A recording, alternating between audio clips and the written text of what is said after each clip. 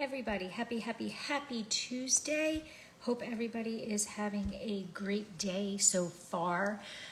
So today we're going to go on the opposite spectrum. A couple of weeks ago I talked about how to make a single varietal to be complex and how we go about doing this. And today I'm going to be talking about the art of the blend. Okay, so blending is a very important aspect of the wine world, right? In that single varietal story I did or live I did, I talked about how we blend different clones or how we blend different barrels and that type of thing.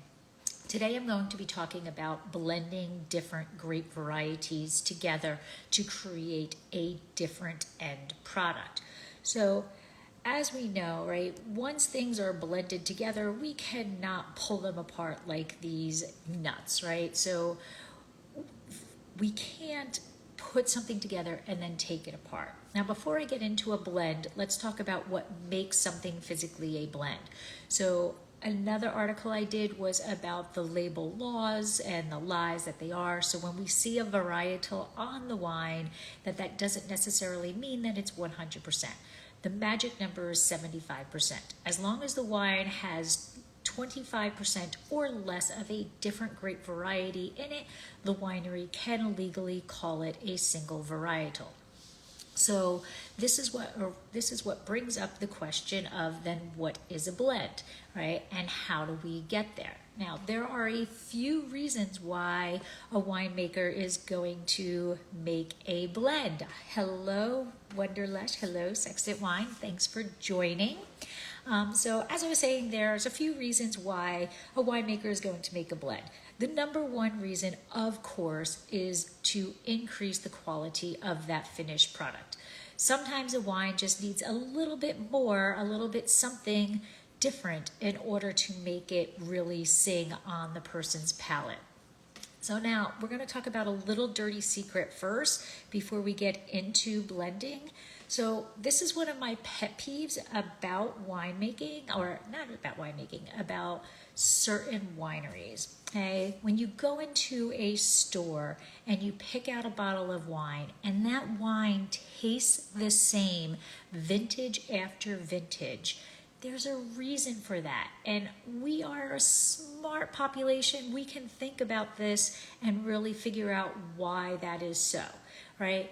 If the bottle is tasting the same every single year, then something is wrong, right? Because climate changes, the amount of rainfall changes, the sunlight, the temperatures, all of these things, the amount of wind that comes in. All of these things change from year to year. So if the wine is the same year to year, then they're doing something different to make it be that way, okay? So now for the rest of us, for us craft and boutique wineries, we want our wines to speak about the terroir, right? We want our customers to taste the vintage, to understand what happened in that vintage as they raise that glass to their mouth and smell it and taste it, okay? So sometimes though, that one single variety just isn't going to be able to do what we want it to do, right? So depending on that season, that single variety might be a little bit light in the mid palate, for example, or maybe it doesn't have the upfront fruit that we want, or maybe just we're looking for a little bit more aromatics, right? So by blending in different varieties together, we can make the sum of the parts equal more than the individual components, okay? So there are some famous wine regions around the world that are built upon the blends, right? In Rhone, France, they are known for their GSMs, right? So Grenache, Syrah, and Mourvedre, right? These blends come together, and there's a reason why they are put together. Syrah is known to add some body, fruit, and spice to the blend. Grenache is known to add that candied fruit and that raspberry to the wine. And then the Mourvedre, that's going to add the tannin structure, the floral aromas. And together they create this GSM blend that we have come to love and to expect this broad, array of flavors and aromas being brought onto our senses. Red wines of Bordeaux, right? Another classic example. Cabernet Sauvignon, Merlot, and Cabernet Franc. These are all classic blends together. Okay, one of my favorite blends here, Clerc-Mehon. Okay, so along with this Cab Sauv, Merlot, and Cabernet Franc, we get Petit Verdot, Malbec, Carmenere. These can be brought into the mix in smaller amounts. And each of these components is going to add something to that finished product. Merlot is going to provide the dark fruit flavors. Cabernet Sauvignon is going to support that wine through its body and its tannic structure. Cabernet Franc is going to round that out, round that classic blend out with that subtleness, okay? And then, if we add Petit Verdot, that's going to add some floral aromatics together. So together, all of these create a complex wine. So for example, this 2016 Clerc-Mehon, this is 55% Cabernet Sauvignon, 29% Merlot, 13% Cabernet Franc, 2% Petit Verdot, and 1% Carmenere. So these all come together to create this spectacular blend that provides us with beautiful licorice, chocolate, and dark fruit flavors, aromatics, And then on the palate, we get some of more of those dark flavors and that anise that comes through, right? But it can lie down and it can sleep for a while because of that Cabernet Sauvignon that's in there. It's 2016. This is still a baby, right?